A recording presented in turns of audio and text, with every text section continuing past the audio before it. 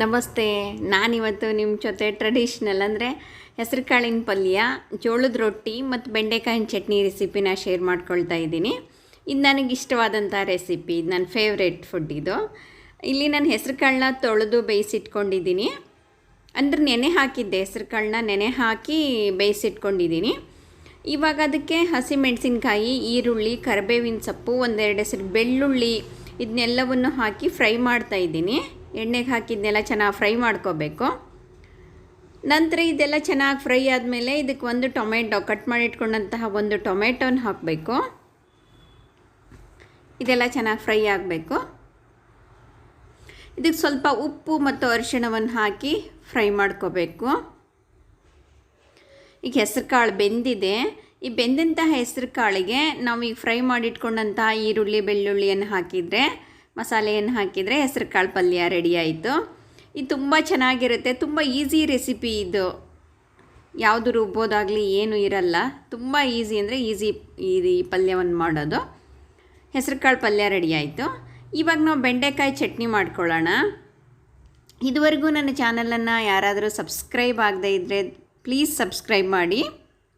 ಇಲ್ಲಿ ನಾನು ಬೆಂಡೆಕಾಯಿನ ಹಿಂದಿನ ದಿನ ರಾತ್ರಿನೇ ತೊಳೆದಿಟ್ಕೊಂಡಿದ್ದೆ. ಅದರಲ್ಲಿ ನೀರಿನ ಅಂಶ ಇಲ್ಲ, ಹಾಗಾಗಿ ಕಟ್ ಮಾಡೋದಾಗಲಿ ಅದನ್ನು ಫ್ರೈ ಮಾಡೋದಾಗಲಿ ಇವಾಗ ತುಂಬ ಈಸಿ ಆಗುತ್ತೆ. ಇಲ್ಲಿ ನಾನು ಬೆಂಡೆಕಾಯಿನ ಕಟ್ ಮಾಡ್ಕೊಳ್ತಾ ಇದ್ದೀನಿ.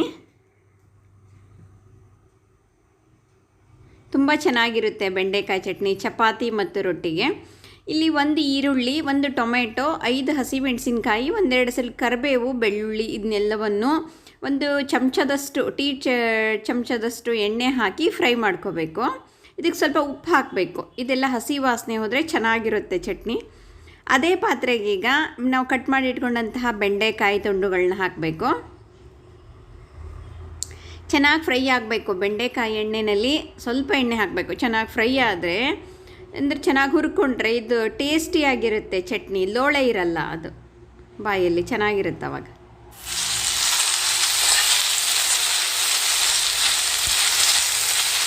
ಇದೆಲ್ಲ ಫ್ರೈ ಆದ ನಂತರ ಇದನ್ನು ಒಂದು 5 ನಿಮಿಷ ತಣ್ಣಗಾಗಕ್ಕೆ ಬಿಡಬೇಕು.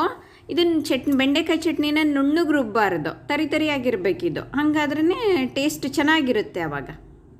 ತರಿಯಾಗಿ ನಾನು ರುಬ್ಕೊಳ್ತೀನಿ ನೋಡಿ, ಈ ಥರ ರುಬ್ಬಬೇಕು. ಜಸ್ಟ್ ಒಂದೊಂದು ರೌಂಡ್ ಹಾಕಿ ಸ್ಟಾಪ್ ಮಾಡಬೇಕು. ತೋರಿಸ್ತೀನಿ ನೋಡಿ ಇವಾಗ.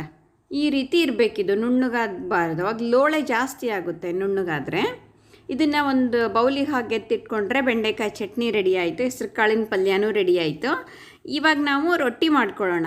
ಕಲರ್ಫುಲ್ಲಾಗಿದೆ ಚಟ್ನಿ ಮಾತ್ರ, ಅಷ್ಟೇ ಟೇಸ್ಟಿಯಾಗಿ ಕೂಡ ಇತ್ತಿದು.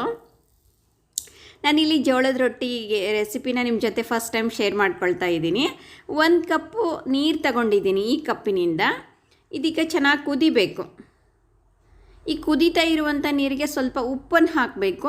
ಆಮೇಲೆ 1.5 ಕಪ್ಪಿನಷ್ಟು ಜೋಳದ ಹಿಟ್ಟನ್ನು ಹಾಕಬೇಕು. ಇದು 5 ನಿಮಿಷ ಈ ರೀತಿ ಕುದಿಯೋಕ್ಕೆ ಬಿಡಬೇಕು ನಾವು. ತಕ್ಷಣವೇ ಅದನ್ನ ಮಿಕ್ಸ್ ಮಾಡಬಾರ್ದು. ಆವಾಗ ರೊಟ್ಟಿ ಎಲ್ಲೂ ಹರಿಯಲ್ಲ, ಚೆನ್ನಾಗಿ ಬರುತ್ತೆ ಆವಾಗ ರೊಟ್ಟಿ.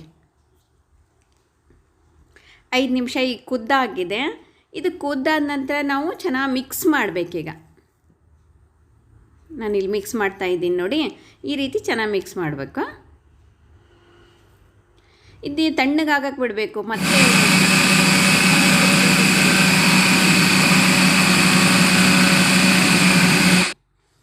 ಆ ಹಿಟ್ಟು ನಾದಿದ ನಂತರ ಈ ರೀತಿ ಉಳ್ಳೆಗಳಾಗಿ ಮಾಡಿಟ್ಕೋಬೇಕು.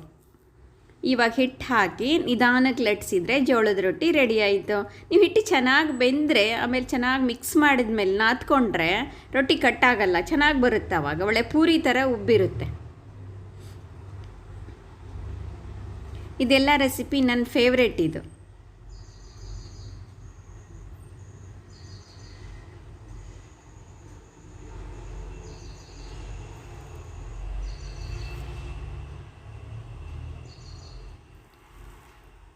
ನಾವು ಈ ರೀತಿ ಮನೆಯಲ್ಲೇ ಜೋಳದ ರೊಟ್ಟಿ ಫ್ರೆಶ್ಶಾಗಿ ಫುಡ್ಗಳು ಮಾಡ್ಕೊಳ್ಳೋದು ತುಂಬ ಇಂಪಾರ್ಟೆಂಟು.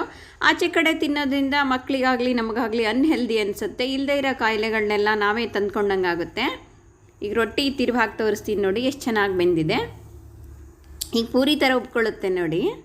ಹಿಟ್ಟು ಚೆನ್ನಾಗಿ ಬೆಂದಿರೋದ್ರಿಂದ ಈ ರೀತಿ ಉಬ್ತಾ ಇದೆ ರೊಟ್ಟಿ. ರೆಡಿ ಆಯಿತು. ಬೆಂಡೆಕಾಯಿ ಚಟ್ನಿ, ಹೆಸರು ಕಾಳಿನ ಪಲ್ಯ ಮತ್ತು ರೊಟ್ಟಿ.